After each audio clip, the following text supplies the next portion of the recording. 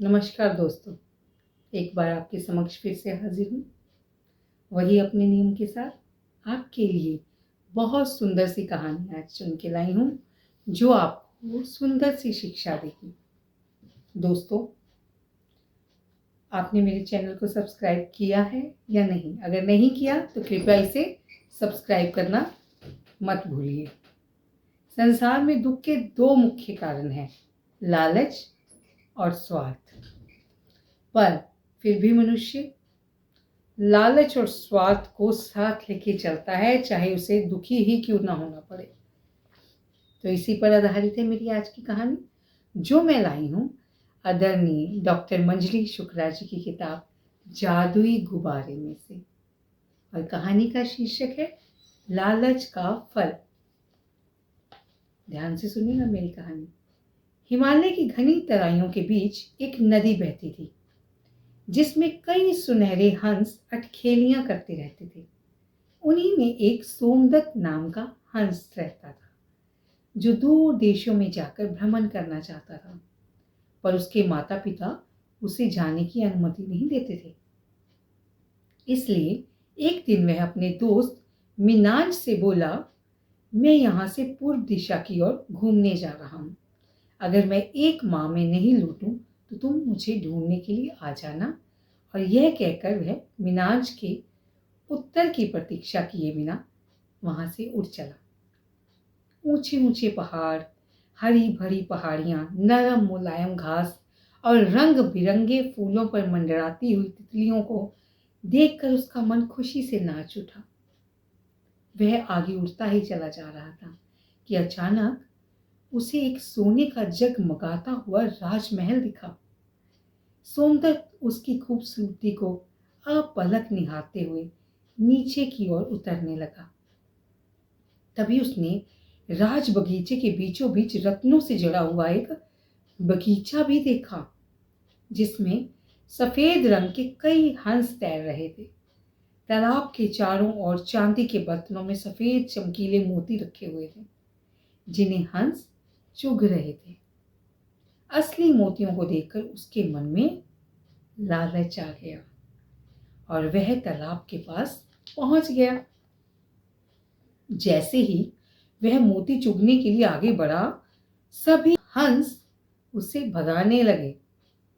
शोर सुनकर राजा, जो कि बगीचे में टहल रहा था, वह आ गया और सुनहरे रंग के हंस को आश्चर्य से देखने लगा।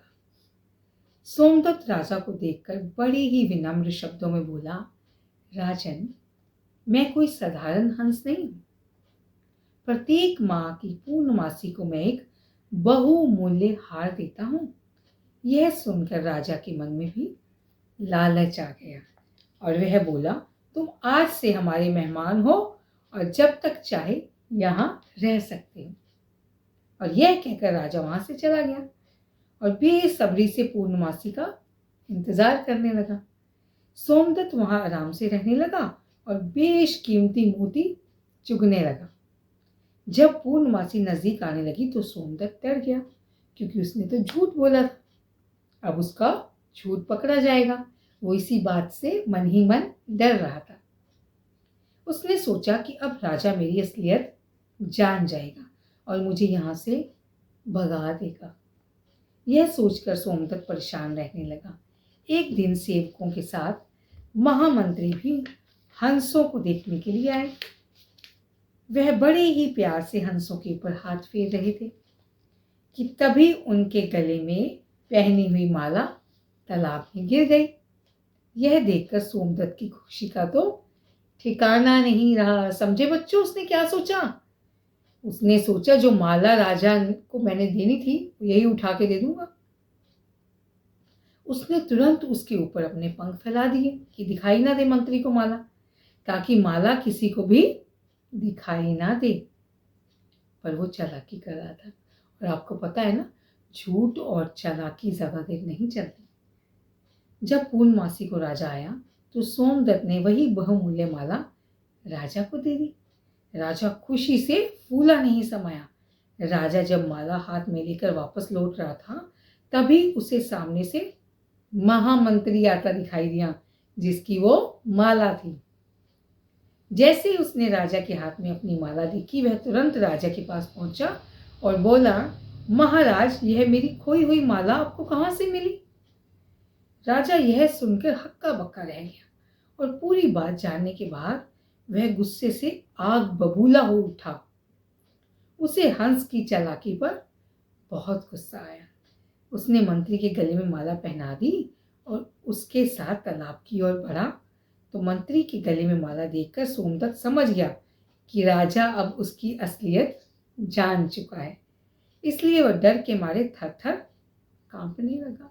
आपकी भी बच्चों, झूठ जब आप बोलते हो और जब वो झूठ पकड़ा जाता है तो आपकी कैसी हालत होती है? तो ऐसी हालत ना हो, सच का सामना करना सीखिए। सच कड़वा जरूर है, पर आपको परेशानी और दुख नहीं देगा। राजा का गोरा मुंह गुस्से से तमतमा रहा था। उसने अपने सिपाहियों से कहा कि सोमदत्त को पकड़कर तुरंत मार दें और कहीं दूर जाकर फेंक दें। सोमदत्त की डर के मारे आवाज भी नहीं निकल रही थी। मृत्यु साक्षात उसके समक्ष खड़ी थी। वह मन ही मन भगवान से प्रार्थना करने लगा कि अब आगे से वह कभी भी लालच नहीं करेगा।